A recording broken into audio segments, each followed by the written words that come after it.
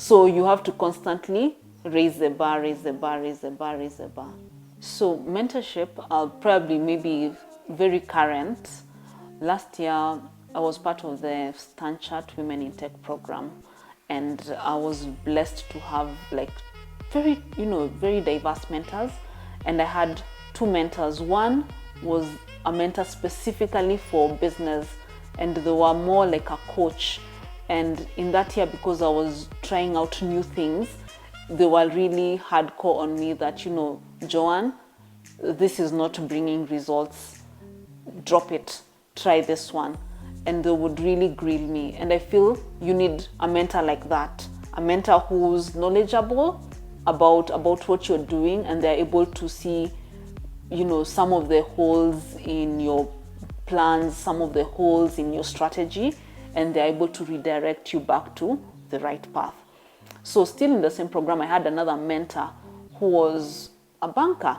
And for her, I think it was now inspirational that, like, Joanne, go, like, I know you've been disappointed the last 2 months, but, keep the energy. And that mentor was not as tough as the first one, but they were very homely and nurturing. And when I've had a rough day with mentor one, day 3, at least mentor, the other mentor would really encourage me. And I feel that is what I'd advise young people. Have different mentors. Not to say have 10 mentors, have at least 2 or 3. Someone who can be within even your social circles, but understands you and your personality. And even when you're going through rough patches in business or even in personal life, you can share with them. And then have a mentor, especially in business or career, who knows your trajectory, knows your potential, and they're not afraid to tell you the truth. I think my highlights have to be when I've been blessed to do a project which I have no idea about. And the first one would be in 2011 when I did my first short film. And it was interesting because, yes, I was in Midiva doing camera work, but when my story was given a grant, I was like, all right, I'm the writer, director, producer. From camera operator, 0 experience in film, I'm thrown in the deep end. And I remember people really coming to support me to do this beautiful story. And that's where it started, and it will always be a highlight, because I think if I never got that ability to do that project, I wouldn't have believed in myself to take through other projects to the end. And that project, helped me to see the world. I went to film festivals across Africa, Zanzibar, Egypt, South Africa, and it was an interesting time in my life to understand African storytelling and meet other African storytellers. So that was a big highlight.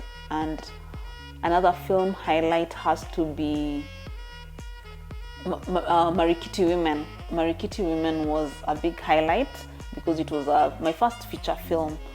I think we had a crew of over 20 or maybe 30 people, and the same scenario. I was the writer, director, and then we were 2 producers. So it was a nice journey, like being able to tell a story that big, and then it was somewhat inspired by my mom. So it was very, very special. So that was another highlight. And maybe a third highlight was just, being selected for the Obama Foundation Fellowship. Like I felt, sometimes you're thinking you're too small until something like that happens and you feel, okay, someone is seeing me. And, it creates visibility and it takes you also to the next level. So, yeah, and I think it wouldn't be complete if I don't talk about last year, Women in Tech, when I won the award.